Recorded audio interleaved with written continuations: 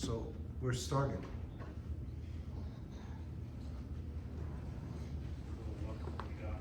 Howdy, everybody. Thank you for coming. I know most people.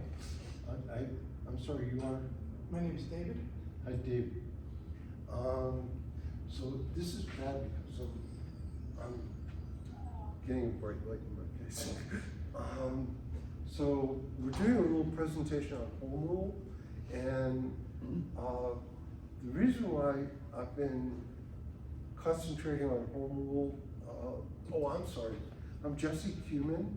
I started a group called Best Democracy 9 years ago, and it was to fill a vacuum. There were no organizations in the state of Colorado working on proportional representation, and so if I couldn't find one that was already working on it. And I talked to Common Cause and League of Women Voters, and nobody was working on it. And so I thought, well, someone should start something. And Jesse, one quick, I'm gonna interrupt you. Why don't you stand a little closer to the microphone on your computer? Okay. Yeah. Stand on this side. Yeah, and Okay. hopefully you'll Right. pick up. All right, and I think I'm still on the screen there. Good. So started the group, and it's been a learning journey for me. I didn't really know. Gary here, Gary Swain, if you want to take a bow for the audience, is Hello, everyone. no, I think he might be in. So Gary introduced me to proportional representation about in 2013 or so, 2014.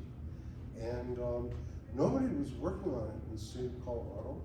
So we had a little meeting at my house. We had a potluck party, and we contacted Fair Vote, and Fair Vote wasn't interested in it. They had a lot of onerous rules for becoming part of it, and that wasn't their emphasis. So we started our own group. And can I get the next slide, please? So one of the things that in the process of learning about how to change systems, I think everybody's going to run across Martin Luther King. He was able to overcome 100 years of Jim Crow, and able to somehow get laws passed. And so this, I saw the movie Selma, which came out in 2014. And in Selma, they actually present this process where you observe that a problem exists. You have to acknowledge that the problem is there. You try to get your mind around why is this problem here and why does it persist? And then devise remedies to the problem. Then basically you need to get the attention of the vote. You have to build consensus for the changes that you want to see and get people's attention. And then you have to get the changes that you want to see passed into law. You have to exercise those into law. And then the last thing that I think they left out was a feedback mechanism. They didn't say, well, how are these changes being implemented, and are they effective, and are they being implemented so that everybody is being represented? So next slide, please.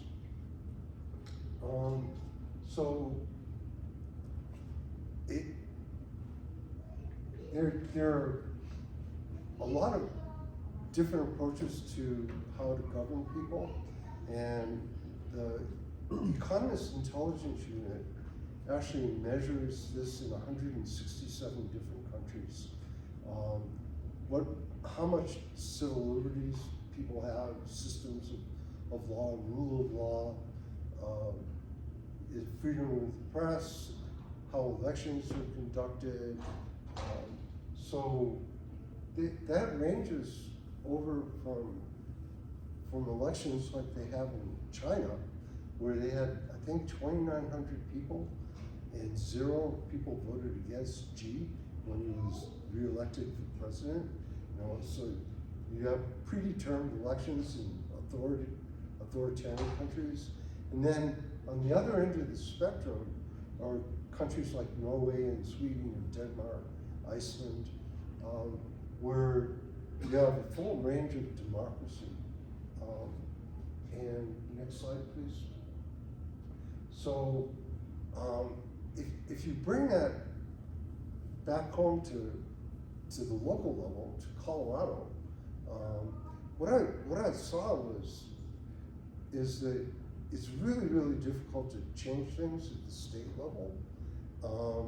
And the worst expression of democracy in the state of Colorado is our county governments.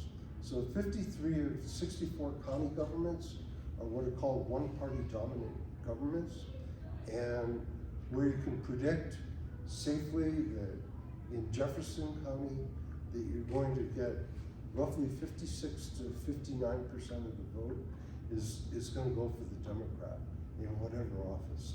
It varies sometimes by like 2 or 3%, but mostly people will vote for one particular party or the other. And so most counties are like that. And I live in Boulder County, and Boulder County has had the same Democrats elected for 28 years in a row. The Democratic Party controls the county. And so the real election takes place in the primaries, and a lot of times it doesn't even make it to the primary stage because the people who are on the primary ballot are selected at the county conventions. And in order to get onto the primary ballot, you need 30% support at the county convention. And so ballot access becomes a really tricky thing, and less than 1% of the people pick who's going to be on the ballot. So you really don't have very good ballot access for candidates. And this is the advantage of the Unity Party. It helps with getting people onto the ballot. But we can't even have real choice at all if you can't even get onto the ballot. Next slide, please. So I've had people from the Democrat and Republican Party object to my use of the term cartel party, but they are a cartel. They collude to exclude competition, and they use the apparatus of the state. This is from Wikipedia. They use the apparatus of the state to keep themselves in power. So they write the rules that screen out other parties and other independent candidates, and by doing so, they predetermine how the election is going to happen. So you can predict now, 2 months before the election, who's going to win in particular places. Next slide, please. So the way they elections are predetermined are these. You distort who votes. You suppress access to the ballot by parties and by candidates and by voters, and you distort representation by single-member districts mostly, and you count the votes using plurality counting, which excludes large blocks of people from having representation. Next slide. So there are 3 types of democracy I'd like to introduce or talk about, which are representative democracy, voting for a county commissioner or voting for any congressman or governor or state representative. There's direct democracy, which are ballot initiatives, and ballot initiatives are off the table in Jefferson County. There are no ballot initiatives because we don't have home rule in Jefferson County. And deliberative democracy is like citizens assemblies. So citizens assemblies are, I'll go into that a little bit later in the show. Next slide. Okay. So the biggest distorting factor are single member districts. And with single member districts, you're basically saying one point of view can represent everybody in the district. And so I took the bus here. Eric picked me up at the station. I rode on the bus with a guy from Vietnam who's going to vote for Trump because Trump is anti-abortion and he's anti-abortion. And so it's not possible for one person to represent people who are both pro-life and pro-choice. So what happens is that one point of view will be elected and everybody else's point of view gets excluded. And with a proportional system, both points of view get represented, all points of view get represented. So single member districts distort outcomes and exclude people and waste a tremendous number of votes. Next slide, please. So one Jefferson County is using at-large plurality, where, like, if Eric were to get elected, he represents he would represent District 1, which is the North District in Jefferson County, but everybody in the county is voting for him. So that's an at-large plurality system. So the at-large plurality system has been found, next slide please, has been found illegal in the US Supreme Court in Charleston County versus United States in 2004, back when the court actually believed in democracy. There was one important one I want to point out, Stillard versus Pine Chalk County, where this one court case changed 191 districts, I think, or 192 districts in the state of Alabama, and it was because they were discriminating against black people. And they used this system basically to exclude all minorities. So you can design systems to get the kind of results that you want. And the at-large plurality system was used to basically exclude people that they didn't like. You can do this using at-large voting with first past post counting. Next slide, please. So the most recent court cases from January, there were a group of Hispanic citizens in Mount Pleasant, New York, and they sued the county commission because they had 30% of the population with zero representation year after year, every election. So generally when this happens, could you go back to the previous slide? The Jones County had a lawsuit in 2017, and as soon as people sued the county capitulated, Jones County, because they understood that there's this long history of losing the at-large plurality system in the court system. Could you go forward 2 slides? Okay. So with proportional systems and majoritarian systems, we basically are predetermining elections in almost the entire state of Colorado. Very few districts are swing districts, and then you only have two choices usually, and a lot of times the parties just aren't responsive.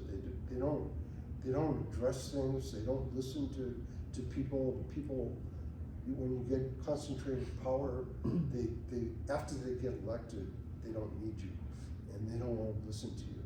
So next slide, please.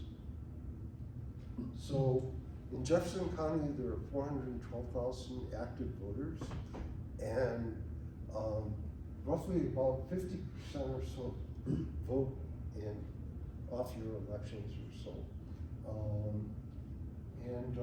You're using the system, but only 2 people out of those 412,000 active voters get to determine what's going to be onto the ballot. So the other people are all excluded from having a say. Next slide, please. So we're using a flawed system of representation, and there's no direct democracy. It's not even available as a venue. And there's no deliberative democracy. There are no citizens' assemblies. And I'll do a little plug for deliberative democracy, citizens' assemblies.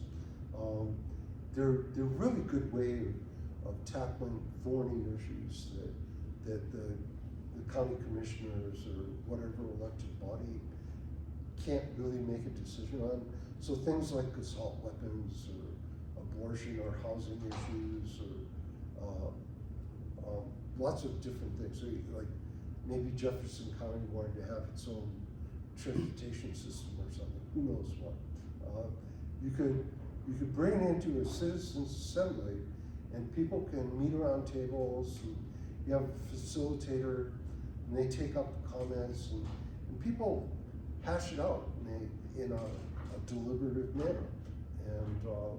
And then what I'm proposing, we'll get there toward the end of the show,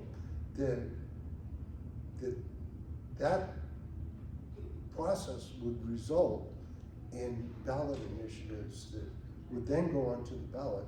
Everybody in the county would get to vote up and down on that. Next slide, please. So, how do we get there? Well, first we observe what the problems are, and we acknowledge them, and we understand that the cartel is in the way, that they're not interested in implementing systems that allow competition,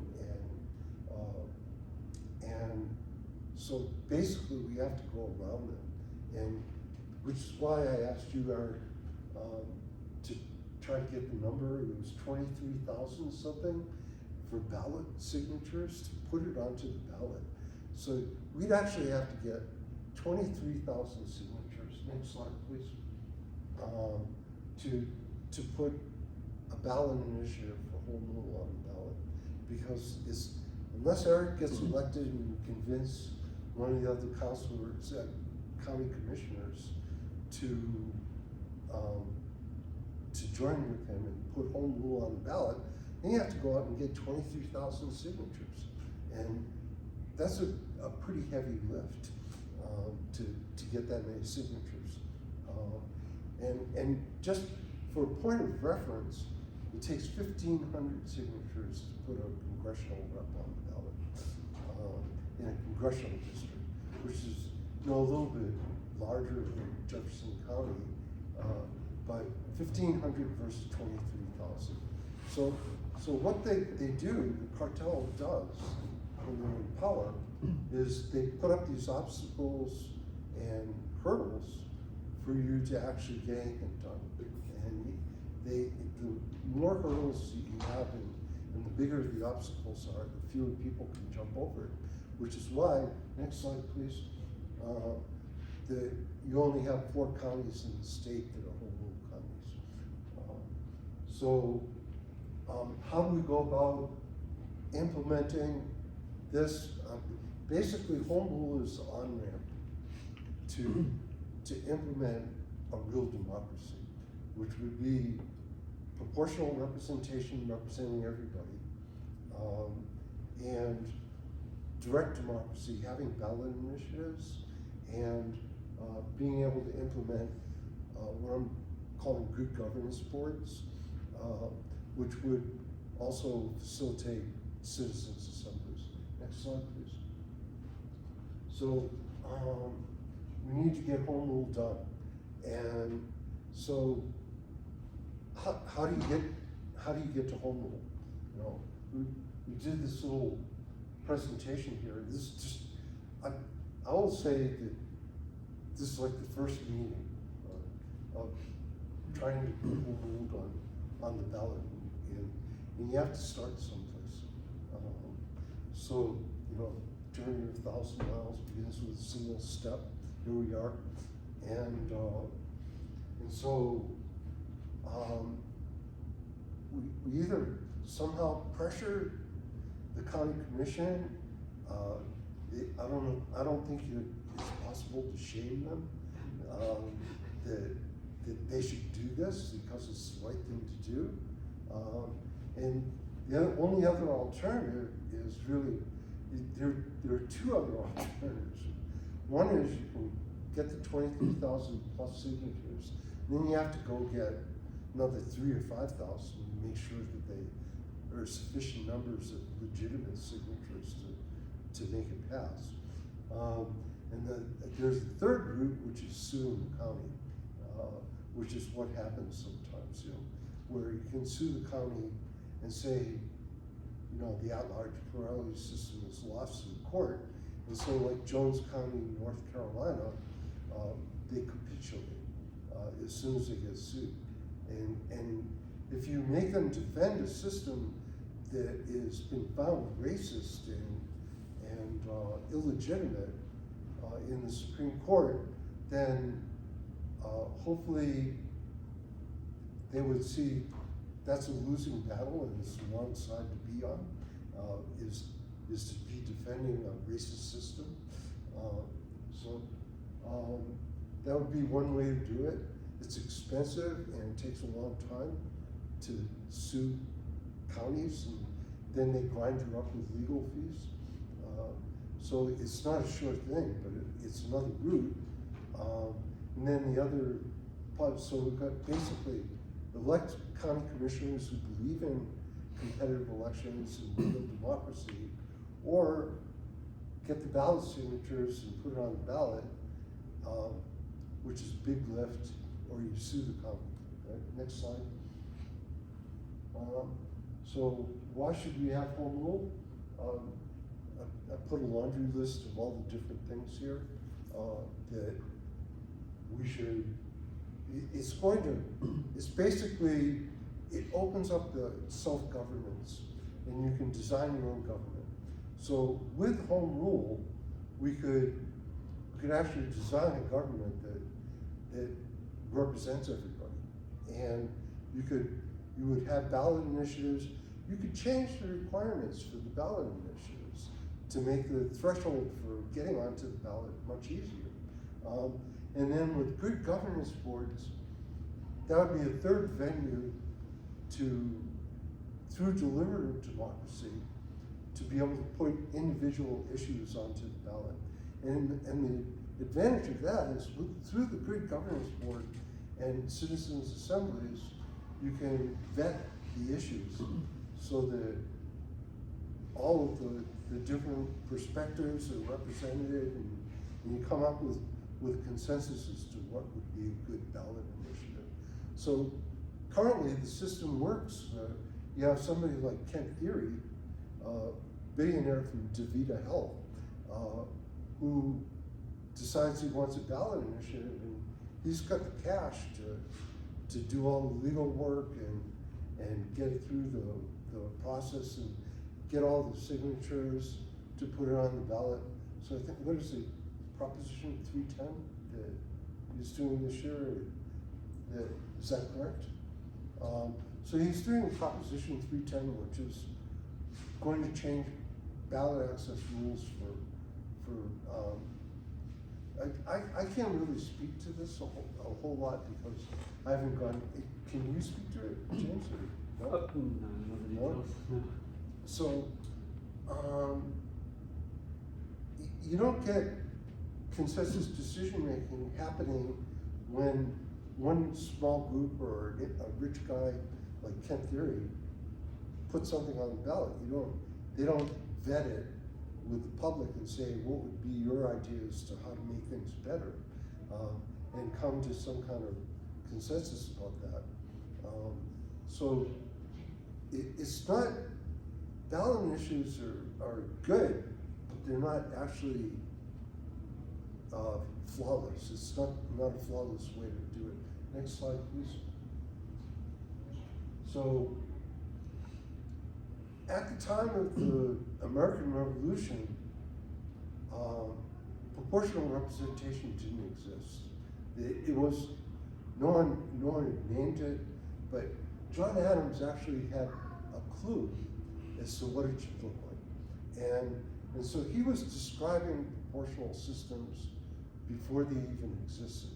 And you have a guy named, I think it was David Hare in England, came up with a system for single transferable vote.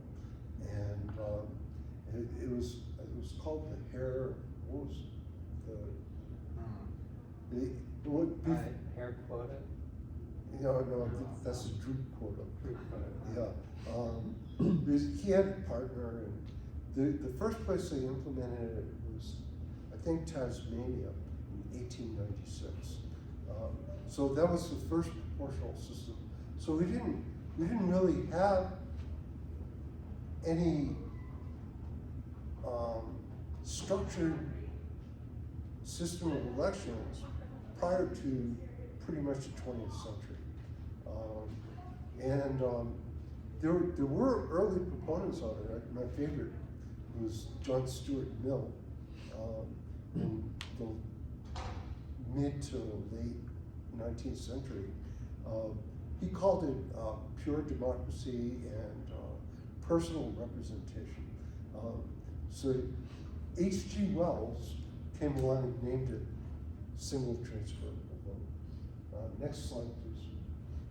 So basically, we're using a majoritarian system in the United States with a couple small exceptions, and the rest of the world, for the most part, has moved on to proportional systems.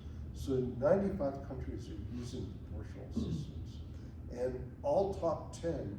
Next slide. All top 10 of the countries in the EIU Democracy Index all use proportional systems. Next slide, please. I want to introduce the idea of district magnitude. So in Jefferson County, we have 3 county commissioners, and you have a much different approach to this in countries with proportional systems, where they have a lot more representatives. And the more representatives you have, the more diversity you have, and more points of view can be represented. Next slide.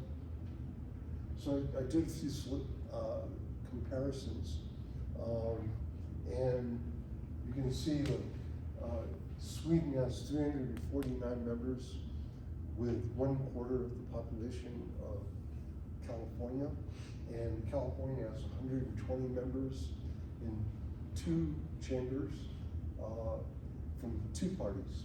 In Sweden, they have 8 parties.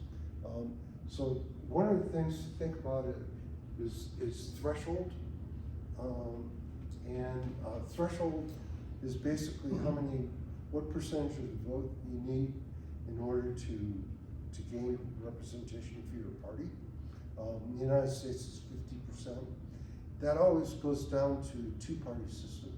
There's a French political science professor back in the 1950s who came up with a theory, which is now a law.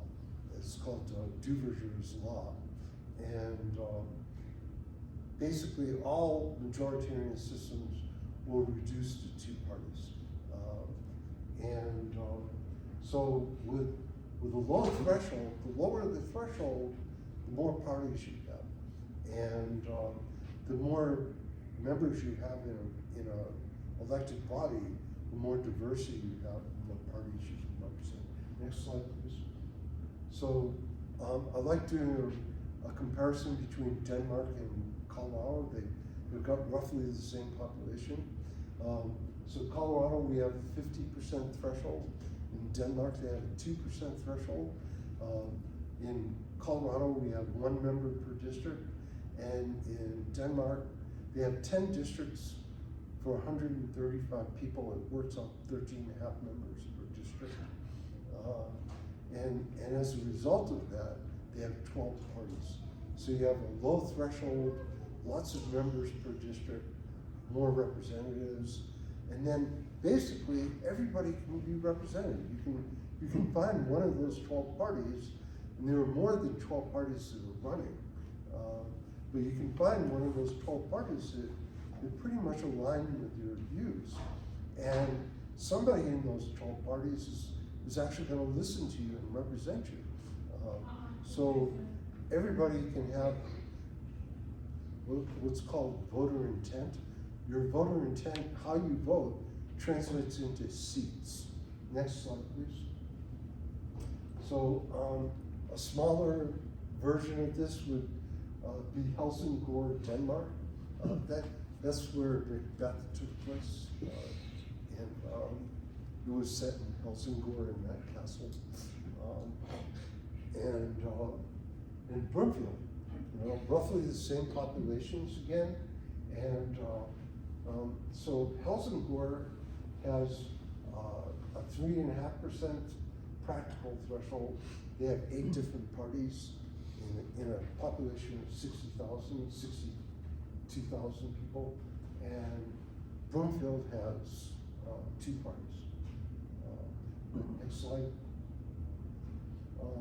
So in Jefferson County, we've got the same population as Wyoming and in Jefferson County, and Wyoming has 90 members in their state legislature and 2 parties, and Jefferson County has 3 members in the county commission and 1 party.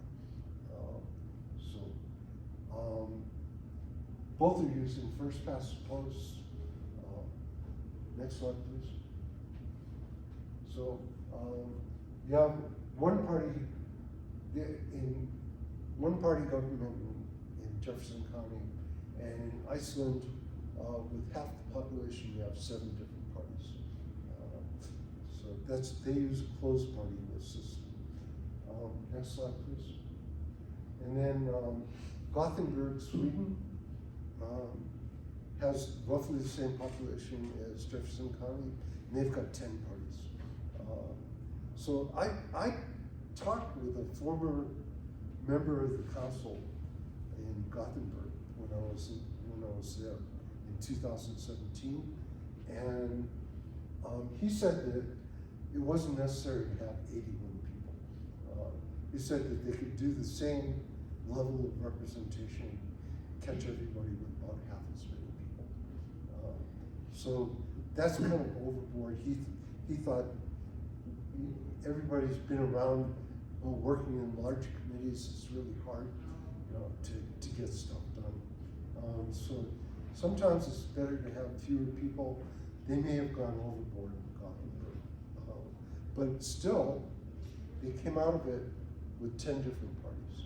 So they used 1 district for the entire city, and they use a party list system in Gothenburg, and it's a really low threshold, 2.3%. Next slide, please.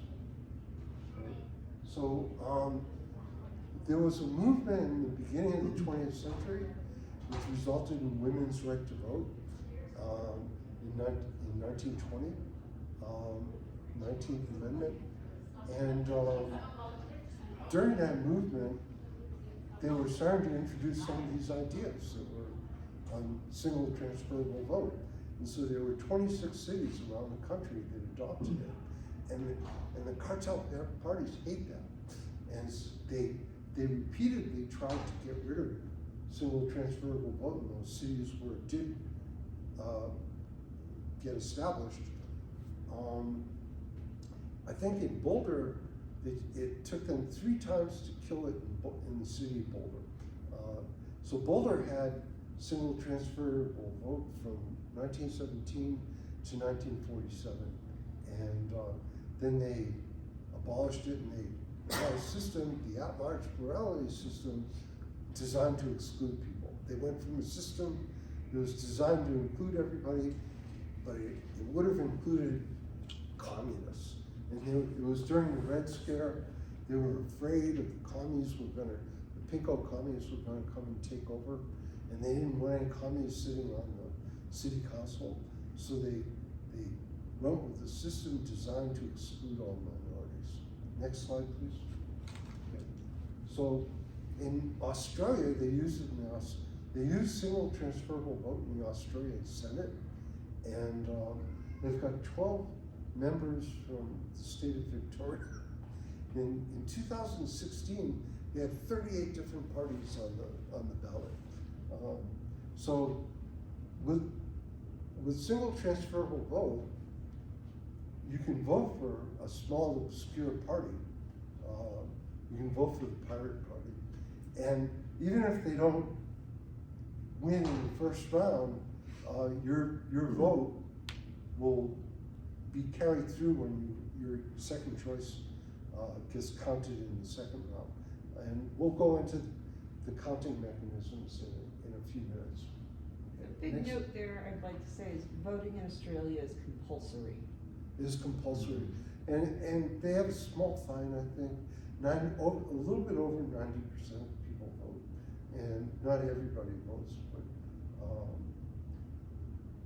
generally in most countries with proportional systems, you get anywhere from like 80 to 85% without making it compulsory. Because there is more to vote for. Next slide, please. Okay. So single transferable vote has a bunch of different advantages. Is it possible to click through to the, we're in the presentation. I'm going to switch gears here for just a second and show you how this works. Can escape to get out. Yeah, here we go.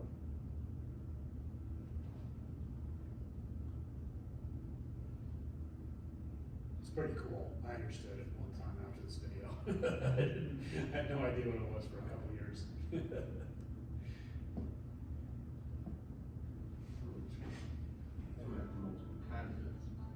Alright, so let's give a hypothetical example. Let's say, Full screen.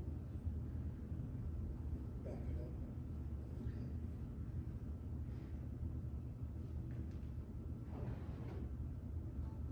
single transferable voting is being used to elect student trustees.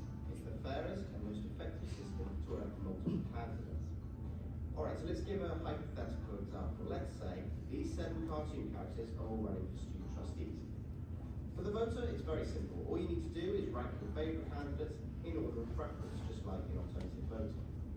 The important thing to remember about the student trustee election is that 4 of the candidates will be elected, not just 1, as with the sabbaticals. So after you voted, this is what happens. It's a bit complicated, but it is fair. We start with the first round of first preference votes. In order to win, each candidate must get a minimum number of votes, which is called the quota. This is worked out by the total number of votes, which in this case is 5,000, divided by the number of positions to fill, plus 1. Then add 1 to that, and our quota is 1,001. Though of course this changes with every election.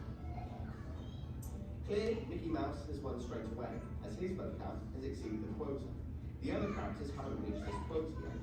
What happens now is Mickey's votes are effectively scaled down for the size of his surplus over the quota, then redistributed to the other candidates based on the voter's second choice preference. As no other candidates have reached the quota, the next stage takes the least popular candidate, or old Freddie Flintstone, and they get eliminated. The votes get redistributed based on second choice preference. Alright, so at that time we can see that both Charlie Brown and Bugs Bunny have gained enough first and second choice votes to reach their quotas. So 3 out of 4 trustees have already been elected. And so the cycle starts again.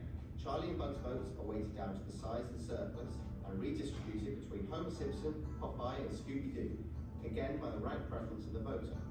Still, no cartoon has reached the quota, so Popeye is eliminated for having too few votes, and his vote is shared. By the looks of it, Popeye's voters have some crazy alliance with Homer Simpson, so it's Homer that takes the last trustee role. And it's therefore, because of STV, the fairest way possible that your new Susu student trustees are Mickey Mouse, Charlie Brown, Bugs Bunny, and Homer Simpson.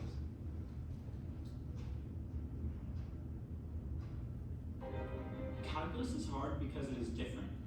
It introduces completely new concepts.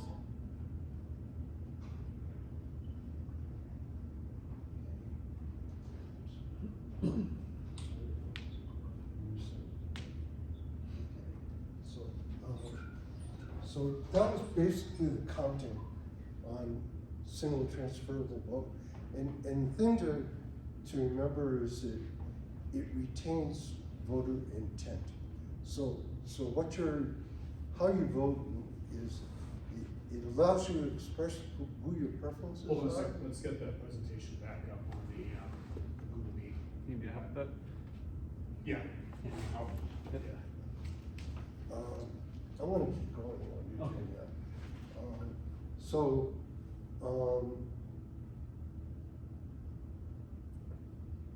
Sorry about that. Okay, and you hit play, great. You good? All right, and then say, all right. Continue? Yes, continue, sure. Thank you. So basically, it's a really good way for independent candidates and for people to get ballot access. And you can vote for people who are obscure or maybe don't have a great chance of winning, but you can still vote for them without throwing your vote away. Next slide, please. Okay. So what would a system for Jefferson County look like? Eric asked me what would be the minimal number you could get away with for Jefferson County, and I'm thinking 7-member district with using single transferable vote. I've been working on this for a bit, and I think parties have a role to play, and so I came up with a system called hybrid proportional representation, and I'm taking 4 systems that are being used throughout the world: closed party list, open party list, single transferable vote, and mixed member proportional. And I'm giving voters the choice of which system they want to use. And so you can, with 2 ranked votes, 1 for parties and 1 for candidates, you can choose your candidates at the local level, and you can pick your parties at the regional level. And it's a very nuanced system that should be accurate to within 1 or 2%. So compare that to throwing out 43% of the votes in Jefferson County. And instead of that, maybe losing 1 or 2% of the votes, not having it accurate. So the more members there are per district, the more you can represent different parties. And a lot of people in the United States are still stuck with this idea that we should only have maybe 3 county commissioners. So I think it's a very 19th century thinking, and we need to dump that kind of thinking. And so the system that I'm suggesting for Jefferson County would have 3 districts with 7-member districts, 21 members, and then 6 leveling seats that would be for parties. You'd end up with 27 members. And with that 27 members, you could probably represent at least 5 parties in Jefferson County.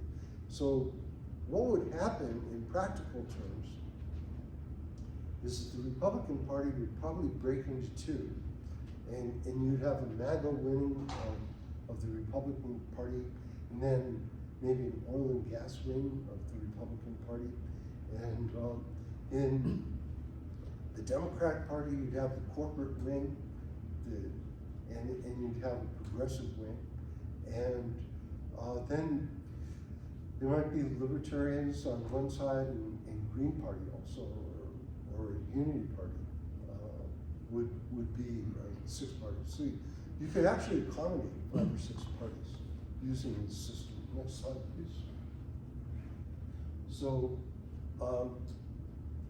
as I was suggesting before, you can't really go through the legislative process. Like, you know, it's frustrating to try and talk to the people in the state legislature. They won't even pass this one bill last year called House, earlier this year in the 2024 session. House Bill 24-1177, which was to expand county commissioners from 3 to 5. And that was only in 5 counties. It would have affected Jefferson County, affect El Paso County, Pueblo County, Boulder County, and Larimer County. And so in most of those, except for El Paso, Democrats are controlling those. Weld County already has home rule, but they've already got 5 members. So they didn't, I'm not sure what the logic was, but basically they don't want to share power. And so they keep a cap on the number of county commissioners, and they use the single member district system to exclude other parties. And this way they can maintain control, and they don't even have to think about having elections. Next slide, please. So Jared Polis was at the Boulder County Democratic Party headquarters, and I asked him, would you favor all the counties in the state of Colorado having ballot initiatives? And he said, yeah, talk to your representative. And it took me 17 email messages going back and forth with Judy Amable to try to get a meeting with her. 17 to try to get a meeting with her, for her to tell me to piss off. And this is what happens when you talk to your elected representatives. They're not interested in competitive elections. And they're not interested in making democracy more inclusive. They're interested in control. Next slide, please.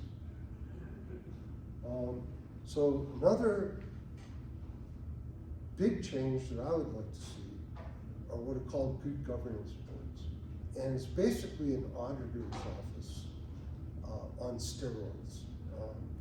And the auditor's office would measure for transparency, accountability, rule of law, consensus decision making, efficacy, performance and responsiveness, and diversity, equity, inclusion, and participation. I got that off. If you look up good governance boards, you can see they'll have anywhere from 5 to 8 different measures of good governance. But basically, it's an auditor's office that's measuring for these different characteristics. And so in Boulder County right now, the city of Boulder, if you want to get a building permit, it takes 2 years to get a building permit. And that's not very responsive.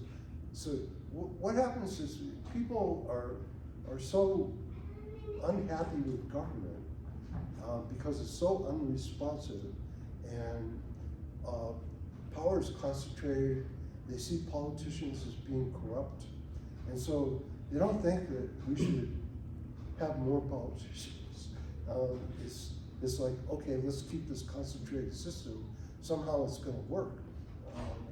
Well, you have to design a system so that you measure how it works, and so that was, going back to that early slide I had on Martin Luther King. They didn't have a feedback mechanism. this would put a feedback mechanism into government. And they don't want to be measured for performance, because then it would start to actually detail and define all the different areas that they fall down. So next slide, please. So these would be some of the functions of the Good Governance Board.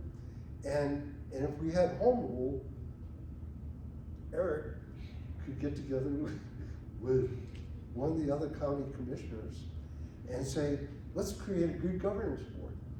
And we'll elect them using single transferable vote. And that good governance board would measure for all these different characteristics of good governance, and they would actually make sure the government worked. And it would detail it and publish it and make it transparent. So that would be a radical idea.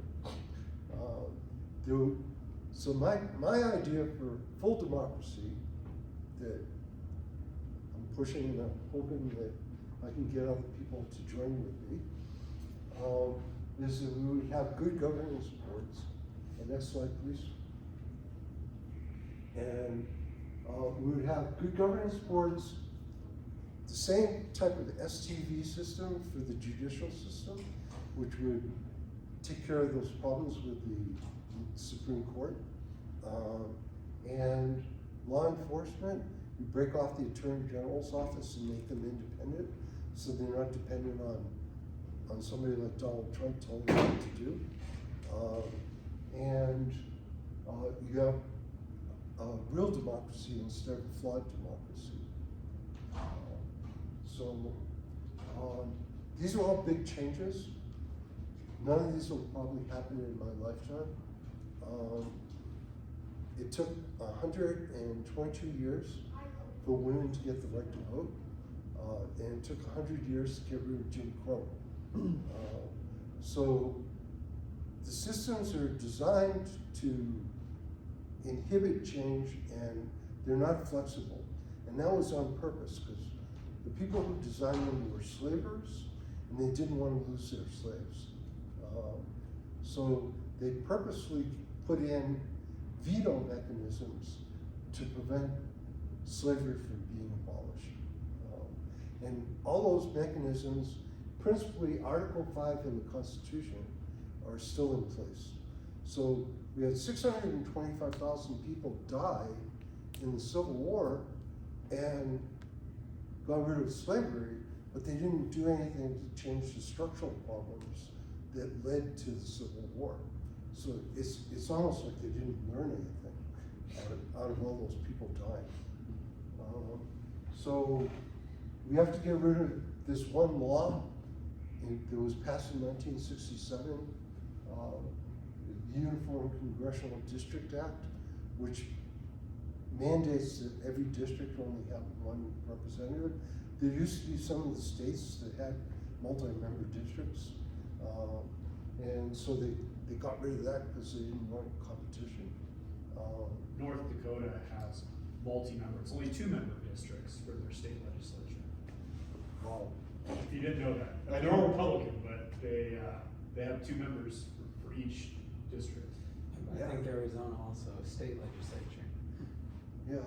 So we've got all these structural impediments in the way to being able to actually have an expression of democracy, competitive elections, the way I define it. So you have to get rid of those distortions and impediments, things like the Electoral College, and we need to redesign government so that there's actual checks and balances. Next slide, please. And then similar issues for the state of Colorado. It's impossible to change things at the national level.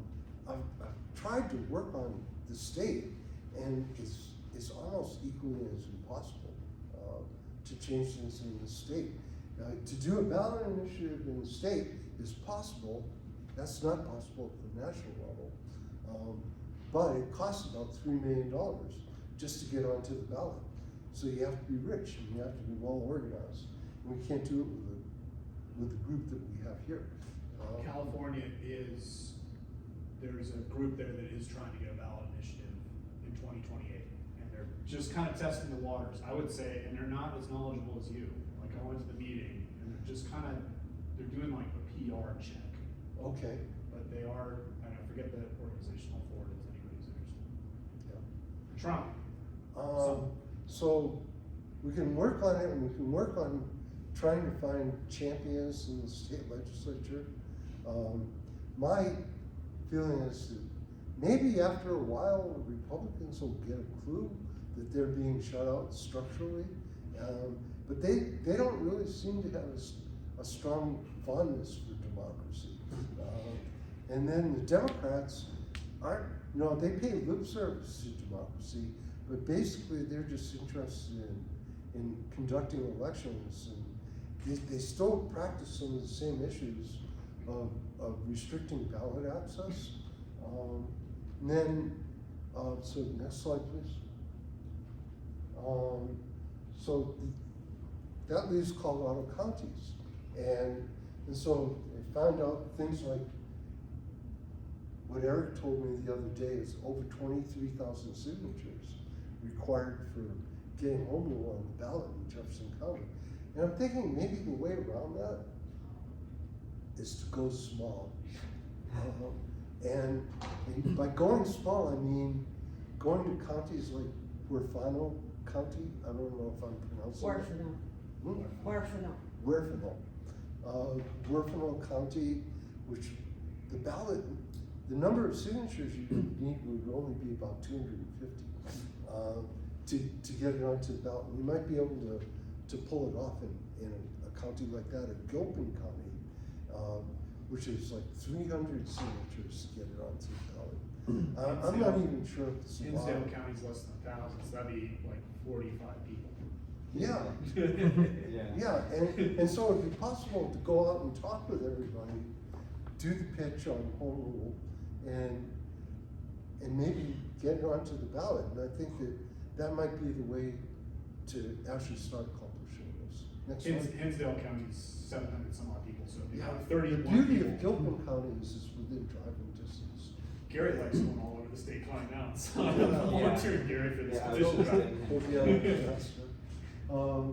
So this is, I'm pitching this. Hopefully everybody has joined Best Democracy on Facebook, and we have a webpage, and Eric is our agent of change. For the next 2 months. Yeah. So, Eric, That's when I'm available. so I would appreciate, if you go to Facebook and you can find me really easy, Jesse Kumin, JESSE KUMIN, and just look for Best Democracy, and you can also go to the website, which is bestdemocracy.org. So Eric, do you want to say a few words? Sure. I'm as thick as some of the Republicans are, because I was introduced to this idea, I think around the 2020 election, is when we started talking. I was like, oh, I don't know, Jesse, like it really took me a while for it to sink in, but I would say after about 3 or 4 years working, it sunk into one person. So, Okay. and the toughest thing is to, convince somebody, it's easier to fool somebody than demonstrate they've been fooled. So I think that's the problem, is we keep thinking this is gonna work, and it's not working with the two-party system. I mean, people know the two-party system isn't working. They just, they don't have a real solution. And Jesse's kind of out, he has a map for it. It's just a matter of a few of us walking down that road and taking it a little farther, whether it's in Hinsdale County or Jeffco, or at the state level, we'll see. I mean, there's gotta be 1 or 2 representatives there that would be a mouthpiece, but there's 100 representatives there, and they're kind of locked into the system. Like you said, they lose interest once they're elected. They've got too many other things to worry about. I won't even, blame them, but it's so airtight that it's hard to break through. But I think we'll hopefully make some progress in the next 2 months. there's a League of Women Voters event on September 26th. I'll get to have 2 minutes at a time answering questions. They'll be issue focused, and I'm more ideologically focused with this, and then also against metro districts that are basically fleecing homeowners in the state. So that's another issue that I've been alerted to, and I want to have some reforms take place in that. So that's another one that I want to point out. I don't want to be just a one trick pony, but I think this is a good horse to ride on for the next 60 days or so, and we'll see what happens. September, October. Yeah, there's not much time. I mean, we don't have a long runway, but hopefully we can gain a little bit of movement, and we can get maybe all you need to do is change one person's mind in Hinsdale, goes around and changes the county board there, and it's then Jeffco looks and they're like, wait, little Hinsdale County is outstaging us with democracy. It's time we get it too. So it might go that route, but let's see what we can do.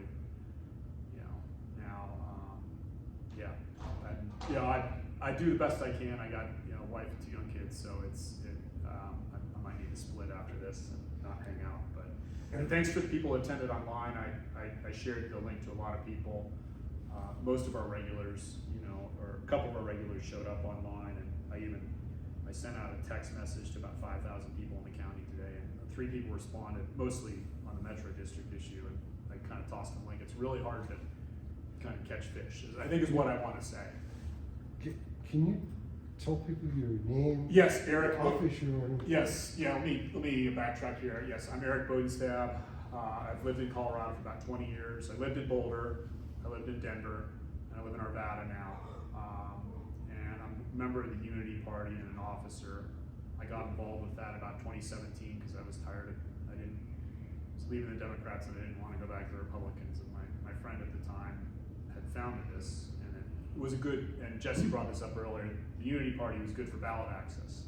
We literally hold meetings of, small meetings of 15 to 20 people and put a whole bunch of people on the ballot. And that's a start, but it only goes so far. We have to have good ideas behind it. So I'm running for Jefferson County Commissioner. There are 3 commissioners, 3 districts. Jesse explained it's at-large plurality. Everybody in Jeffco will vote for just this northern section here. And I was surprised to learn it was unconstitutional, but I understand why. I understand the problem now and how we need to go about fixing it. Anybody have questions for Eric? Yeah, I mean, I'll answer other positions, but I think these are the 2 issues of metro districts and home rule. Yeah, that could change overnight. You get 2 commissioners that are just like, let's put home rule on the ballot. Or let's get 2 commissioners say, that could change overnight. Let's go up to 5 commissioners. But Jesse also explained the reasons why they're not doing that. I don't know. It would, and I think I also suffered from that fallacy, or had suffered from that fallacy that fewer is better. The commissioner role is more. It's not a legislative role. It is an executive role, but at the same time, it is a decision-making role. How things get funded, how that's carried out through the county. I mean, you could think of it as 64 times 3 mini governors within the state, that are there to implement, the legislature's decisions and funding. But at the same time, they are representatives within the county level of government, even though they're not technically a representative. So I just want to, that's one point, maybe Jesse could clarify that too, is commissioners are more executives than representatives. I don't know, I'm kind of getting into the weeds of it here. They're what we want them to be. Yeah, exactly. So they're representatives of you. You want somebody. Somebody to carry. I think I want representatives. Yeah, there you go. So I love it when Jesse compares the population size of a county with like the country of Denmark. Yeah. I love when he does that. Yeah, it was helpful to see Wyoming. I mean, Jeffco is about the same size as Wyoming, and it's it's only limitedly affected. It's a one-party cartel. Colorado's become kind of a one-party cartel again, with the exception of the rural districts and a few congressional districts, or a couple congressional districts. We're losing, Yep. maybe just Does any, board there.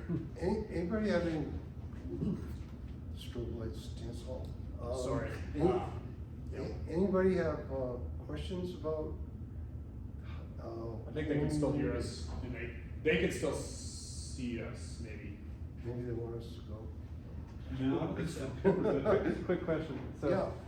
If home rule were on the ballot and approved by the voters, what does the actual process then look like to draft that charter? Who gets involved in that? And Good question. There was a home rule petition in Boulder County in 2000, it was either 2016 or 18. And, it failed. It didn't, they needed 17,000 signatures, so they got about 13. Big effort. So the wording for that is already there. We've got all the legal language for it. And basically, people vote for home rule up or down. They say, do you want home rule? with a charter that already exists, you're Yeah, just and then at the same time, if the petition for a ballot initiative were to make the threshold of 17,000 signatures, and it got onto the ballot, then there would be a creation of a home rule charter commission. And the home rule charter commission, people would run for the charter commission at the same time as home rule was on the ballot. So you would be electing members of a charter commission. And then the charter commission would design what the new government looks like. And then after the charter commission is, I'm gonna move over because I don't like the bright light in my face. So here, the charter commission would design what the government looks like. And then they would put that charter onto the ballot, and there everybody would vote that up or down. So let's say if you had it in the 2024 cycle, it was on the ballot, then, and people voted for it, then there would be this charter commission, which would create the new charter, and it would be on the 26th ballot. We'd have to get people onto the charter commission who are knowledgeable enough and in favor of proportional systems. So, Sign me up. good. There you go. So, when I pitch this and say, I ask people, would you rather be included or excluded when in decision making? And generally, just about everybody says, I'd rather be included. You know, do you want to have your vote thrown out? Or everybody wants their vote to count toward the outcome. You know? So you explain to people what a wasted vote is, that when you're part of 49% of the group and you didn't win because you were in the minority of 49%, and they throw out 49% of the votes. That's a wasted vote. Okay? With a proportional system, you can design a system down to 2% or so, where only 2% of the votes may be wasted votes. And with the ranking system, even those 2% are still going to count toward the outcome. So everybody ends up with representation. So if you would rather be included, you would want a proportional system. If you want to get your vote thrown out, you would want a majoritarian system. So we're not even given the choice. And home rule would give us that opportunity to redesign these antiquated 18th and 19th century systems and give people a choice. And let us be masters of our own destiny. Instead of being beholden to systems designed by people who wanted to discriminate against minorities and who wanted to exclude minorities. That was their political belief, and they expressed it in the electoral system, And the cartel is just happy with that. They're just fine with excluding people as long as they get to control it.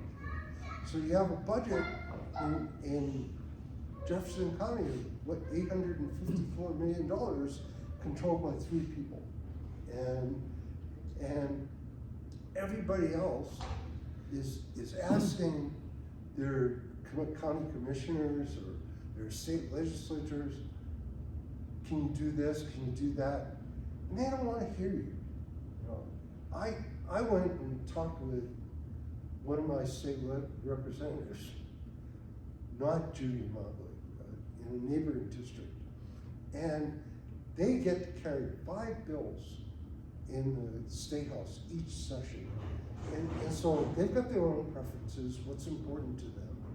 And you're trying to squeeze your preferences, your issues onto their 5-bill limit. And if you get something that happens like what happened to Bob Marshall last year, or this past session, earlier this year, with House Bill 24-1177, and it got killed by the Democratic Party leadership, expanding county commissioners from 3 to 5 members. And they couldn't even do that in 5 counties, and out of 64. Okay, so they couldn't even handle making more diversity from 3 to 5 members. Okay? And that got overwhelmingly killed by the leadership of the Democratic Party. And then they say they want diversity, equity, and inclusion. Bullshit. No. Watch what people do, not what they say. And they're not interested in democracy. They're not, and when I say that, I was told not to say that. They're not interested in democracy. They're disinterested in democracy. They just don't believe in having competitive elections. So my feeling is, if we want our government to work, if we want everybody to be included, we have to dump old systems that don't work in that way. And you have to say, that was 19th century thinking, you know, let's get rid of that. Dump that type of thing. That was the type of thinking that excluded women and excluded blacks, and all sorts of discrimination all over the place. We need, Elizabeth Warren has this great quote, if you don't have a seat at the table, you're probably on the menu. And there's no better example of that than what happened at the Constitutional Convention in 1787, where you had 3% of the people who owned slaves controlled the convention, and they got everything that they wanted. Okay? And they put their property rights first, owning other people, and they put human rights way down the list. They didn't even get the Bill of Rights onto the first draft. They had to go to the second draft. You know, when they passed a bunch of amendments after people objected to the fact that they didn't put freedom of the press and things like that, freedom of speech. They didn't put that into the first draft. They were more interested in their property rights. And so they expressed that in the Constitution, and then they made it impossible to change by putting Article 5 in there, which put this hurdle that's so high that only 27 bills have passed all these hurdles in the 246 years, or 247 years since then. Okay, so if you propose an amendment to the Constitution, your amendment has 1/2000th of 1% chance of passage. That's how strict and that's why it took so long for women to get the right to vote, you know, because all these obstacles are so high. So I'm suggesting get rid of Article 5, you know, and we have good governance boards, and then we can have national referendum that would start. You have to introduce flexibility into the system. Our system's not flexible, and it's hurting us because we can't address things like climate change. We can't address issues like housing and transportation and pollution and all the civil rights and social justice issues. All of those things are dependent on having representatives who actually listen to the voters and will address issues. And right now, this system is structured to ignore people and shut them out, not represent them. So how do we get there? We have to start small. We can't do it at the big picture level because the obstacles are so great that you can't do it. And it's even true in the state of Colorado. You know, the obstacles in the state of Colorado are so great that it's so difficult to get changed on the state level. So I'm suggesting we work at the county level. And maybe the trick is to go even smaller and go to Gilpin County so that we can get this onto the ballot and we prototype it someplace and we start to introduce a real democracy at the smallest level. And then we have something to point to and say, this is how it should work. That's what I'm suggesting. Thank you. Why not? Because it would take the cartel out of power. But we can say that here, why not? Have you considered using the word cabal versus cartel? Did you weigh those? Because cabal is also fitting. You know, what I found, I think there's truth to that. What I found is that the party leadership is completely out of touch with what the rank and file of the parties want. And so the cabal that leads these parties, the Steve Fenbergs and the Jared Polises that run the parties are really the biggest, they're gatekeepers. So when you concentrate power and you put these people in the position of controlling the flow of legislation, you make these people gatekeepers. And the gatekeepers, if Steve Fenberg wanted transparency and democracy in the state of Colorado, we would have it, you know. But, and he's a Democrat, for anybody in the audience not listening. The Democratic Party is the biggest obstacle to democracy in the state of Colorado. Right now. The lack of transparency and the openness about their desire for a lack of transparency Do you is think you shocking. could find that one that's toward the front with good governance? Good governance. Yeah, Slow the down one- just a bit. it's gonna go back a little further.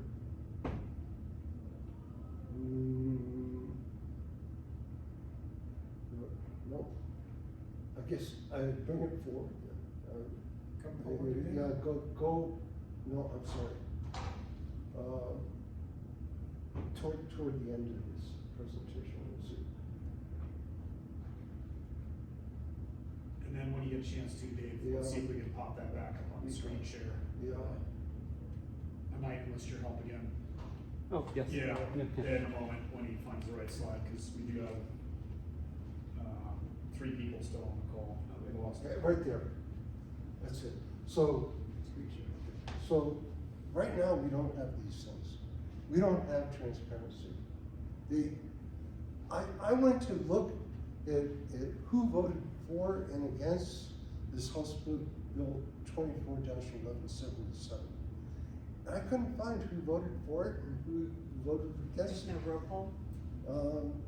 It would be on, it's not linked Just some good governance. To to the bill. Oh, I- You have to it go, should be. you have to go on a Easter egg hunt. Yeah, that's silly. to find this information. So there's very little transparency. Without transparency, you cannot have accountability. It's a prerequisite. We don't measure for things like rule of law. Like, you know, you see what, I don't like Donald Trump, okay?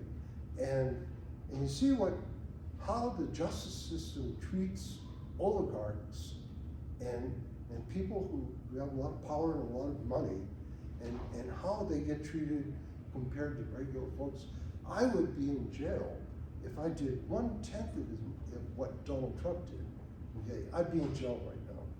Okay, but he's unaccountable, and so rule of law is applied unevenly, but there's no measurement of that. And what they do is they don't define what the problems are. They don't measure these things because they don't want to know. You know? And so a good governance board could measure for these things and would make these different issues transparent and start defining what the issues are. So we can have consensus decision making. When you get consensus decision making, then people feel that the government is legitimate. They're actually doing their jobs. You know, they represent people, and you can measure whether or not, like if you spend millions of dollars on homelessness, how is that money being used? You know, is it going to is it ending up in the hands of administrators, or is it actually helping people on the street? And how is the money performing? How is that investment in solving that particular problem performing? What about housing? You know, all these different issues that we have that continue decade after decade after decade, never get addressed, and it's because we don't know what's going on. Government is opaque, and so we have to take care of that by making it transparent. But they don't want it to be transparent, so we don't have those venues in place. I don't know. I've been talking for a while. Any questions? Have you tried to hook up with the or the approval voting party? Frank and I are friends. Frank, you know Frank. That's Yeah. all I need to know. If Yeah. you know Frank, then, yeah, Yeah. that's okay. So that's, approval voting is a majoritarian system, Yeah. and it doesn't really solve the problem. It substitutes one majoritarian system for another majoritarian system. So and Frank's choice is more of. It's a little bit more nuanced than first past the post. It's more inclusive, it's not a, what do you call it, system like approval voting. Yeah. It's more inclusive, but it still distorts outcomes and excludes large blocks of voters. And you still get large amounts of wasted votes. So You could technically even have a higher percentage, right? Because an approval, somebody could get like a 95% approval rating, and then the next person could be 5%, something like that, yeah.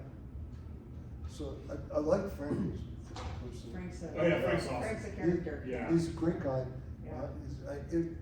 People in the audience were talking about Frank Atwood from the approval voting party, and he's a great guy, and we're friends.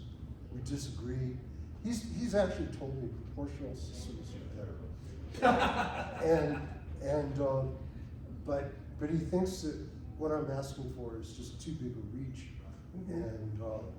and that he's more likely to be able to accomplish the implementation of approval voting. But you gotta attack at the weak point, right? That's the plan. You have to find the weak point. We've identified county commissions as a potential weak point of the opponent. Yeah. Maybe this is too big, this is too big of a barricade, or what do you call it? A fortress to sack on this particular one. But you need to find a weak point. Yeah. It's maybe a little harder to do that with. I think we're going over on time, is that correct? Well, no one's kicked us out yet, but we can finish up here in a moment. Yes. Yeah. Definitely. Oh, and we're going off pizza for everybody who comes in person afterwards. You're going home to pack. I'm probably gonna go home. Yeah. I haven't heard, I've gotten any text messages, so I'm still, my hall pass is still valid. Well, you clearly put a lot of really intense thought into this, and And I think that the county level is a good approach because it's less populated. Yeah, but, I mean, Jefferson County is like 500. No, I mean less populated as far as the people that you're, ego management and whatnot. Yeah. The Gilpin experiment, I think, is an excellent idea. Inroads into Gilpin County should not be that difficult. Frank actually might be able to kind of help with that too. But, yeah, it's interesting. There's a whole conversation about, if only 50% of the people vote right now, why will they be more engaged? And there are some economic questions in there that need to be discussed. But I see a framework like what you have come up with being more likely to sort of shift the economic conversation as well. So yeah, thank you. We have a person online who's a member of our party that's been homeless. So I hope he's hearing this, and I think he gets it and understands what this system can do. He's running for a House district, but if we lose this 310 thing, we can maybe persuade him to run for a county commission. Although I think he lives in the city of Denver, so but he could help network out in East Denver, to maybe get some of the economic piece in there as well as Wendy's suggesting. Because time, of course, is a factor, and good governance requires people to have free time to get involved in good governance. Yeah. And when you have to have 3 jobs, this is a way that people are excluded from participating. He didn't include that, but that's part of that, Yeah, I didn't talk about that, but a lot of the offices, don't pay very much. Right. And so, like if you have It's made for the gentry. a city council job that only pays $12,000 a year, and it costs $60,000 a year to live in a city in Metro Denver, and be middle class, you just excluded everybody who doesn't have that level of income. Right. It's not even a consideration. They can't even serve Yeah. because they can't afford to. And that's a problem. But at the same time, then you have politicians, particularly at the national level, that'll make money, all sorts of, you're aware of that problem, right, Jesse? Yeah. Well, Why don't you speak to it? So, I'm not sure I'm the best one to talk about this. Somebody wants to give examples of how people have gotten rich in Congress before, but I don't think you need much of a Google search on that to get that. But it is kind of a bifurcation right there. The state legislature level here, they only make 40-some-odd thousand. If you're a congressperson or even a county commissioner, right now there's zero motivation for me economically to be a county commissioner. I'd make about the same as I would what I'm doing right now. So that motivation's gone. Be a congressman, that would be a pay raise. And then all the other perks that come along with the issues and the lobbyists that you can support at the congressional level have more of an impact, because there's only 435 congressmen for 330 million people. So Which there's is an economy. just ridiculous. There's an economy of it's scale. been stuck since 1929. Yeah, but- it's just ridiculous that we have that. Yeah, we're not unfortunately gonna tackle that today. Yeah. But you can support. Increasing from 3 county board commissioners to 5 or 7 or Or 11. 27 is a start to get, Yeah. out, because it all starts local, so. And I have 11 up on my website right now. It says I want to increase it to 5, 7, 9, or 11. Yeah. But I really need to. At some point I have to actually kind of have the chutzpah to put 21 up there, because that blows people's mind. I think they're like, 21. Like, how are you going to go? Who's going to govern? Who's going to tell me what I need to do with 21? Well, no, you're going to tell Right. one of your, And in order for them Yeah. to tell one of the 21 or be one of the 21, they need to not have to have 3 jobs correct. to live. And, frankly, I'm the one running right now, but all of you could be a county commissioner If right here. we can afford it. Correct. There Which is, is the participation aspect, which comes back to the democracy depends on the economic representation. And if the poorest people who need the greatest voice cannot afford to participate in any system, right there's your problem.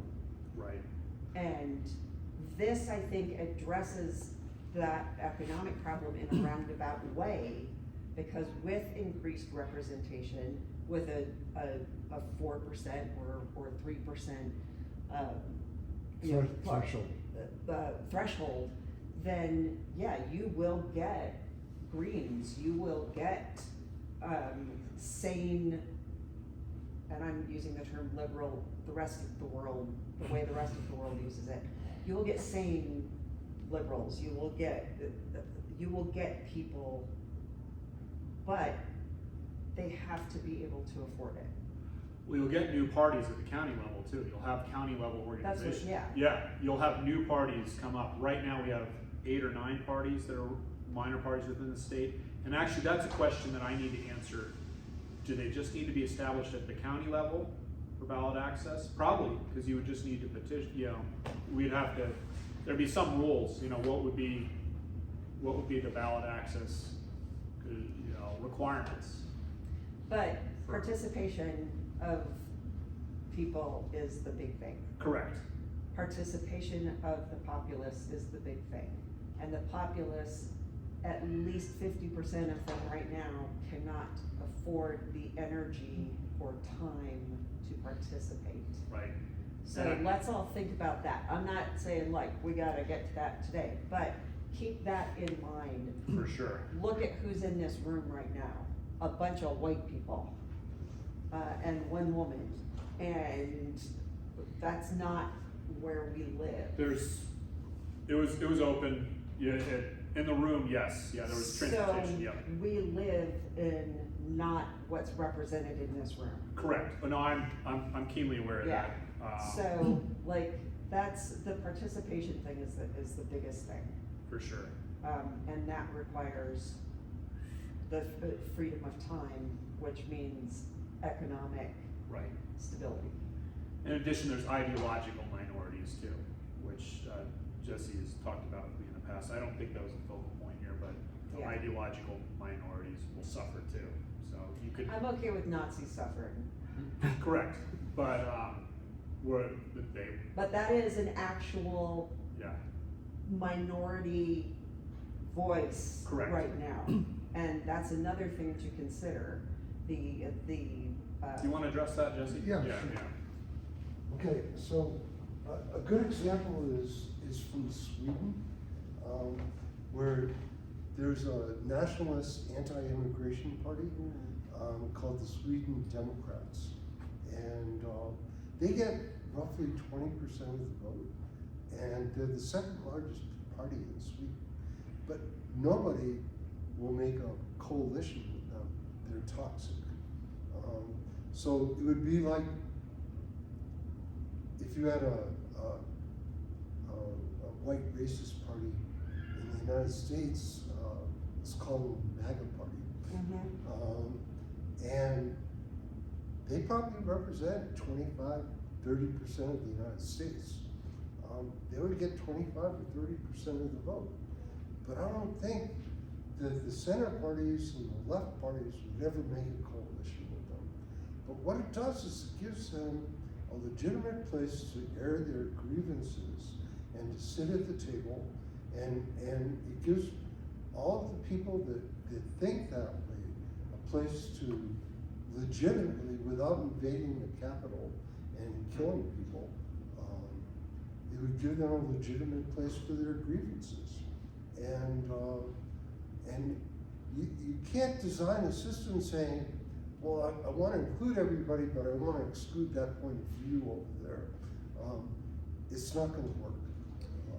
But there is the intolerance, that you Yeah. cannot tolerate intolerance. Well, yeah, so I think that you have to trust people to vote at the ballot box, not to include those people, but to give them a place to let them run and say, vote for us because we think white racism is okay.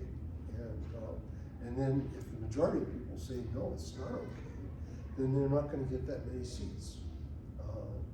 So under the system right now, you get what's called minority-majority rule, where a minority of people can win the majority of seats Sure. and be able to get 100% of the power. A really good example of that just happened in England, in the UK, where the Labour Party got 36% of the vote, I think, or 33% of the vote, and they got 63% of the seats and complete control of the House of Commons. So all these majoritarian systems distort representation, and they overrepresent the people who win using this plurality system, and everybody else gets underrepresented as a result of that. So proportional systems take those distortions out of the system. Sometimes. I'm seeing a situation in New Zealand right now where the coalition government, made of 3 parties that none of whom got over 20%, but together they are running the country. And the one party that got less than 6% of the vote is the party making all of these decisions. And they are dismantling the system right now I didn't know that. with this. It's awful. The goings on in New Zealand right now are judicially concerning. Okay. I'll write some stuff down for you before I leave. But this is, it can go poorly. Like Yeah. everything can go poorly. And That's the way they put the coalition together. but the same thing can happen in France. Narrowly avoided in the last election in France. Yeah. Narrowly avoided. So France is using a parliamentary system, Exactly. but As New they Zealand use does. first past the post in the districts. In the districts, Yeah. And they do a 2-round system, right? they do it. 2 rounds of votes. Yeah, and they've got a runoff system. Right. Yeah. So every time you have a runoff system, you're excluding people. You're screening people out. Turnout's With always lower the second With a time. real proportional system, you just say, give everybody a chance to, a shot to get your representation. And New Zealand has, That's a mixed member proportional system, and so they've got single member districts and additional leveling seats. So the system I'm suggesting for hybrid proportional representation would actually be single transferable vote, so that every district has representation. has the same. Yeah. So, good to bring up. Should we wrap it up? Yeah, we should wrap it up. Okay. And, Was yeah, there, why don't you just, put a code was on there it? any questions at all from Not for me. no? What? We've recorded it, so I think, yeah, we would, if the microphone here, let me just wrap it up here. Yeah, we've recorded this presentation, I'll make it available, on the Jefferson County, proportional representation page, and you can make it available on yours as well Yeah. too. Jefferson County Best Democracy, or Jeffco Best Democracy, We're growing that page. on Facebook. Yeah. And, If there's a better idea, I'm open to it. yeah. Yeah. Yeah. I've been modifying my approaches as I've been going along. Try not to get stuck. And if something's not working well, I want to improve it. So I'm gonna end live stream here. Thanks Okay. for, Yeah, coming, thank you for Jesse, everybody. Ferris, Cynthia, and, the others about the call. Glad you could listen in. Thank you, everybody. Okay, so I'm gonna shut off the, or maybe, do we have any questions at all, or, James, do you have feedback from the audience?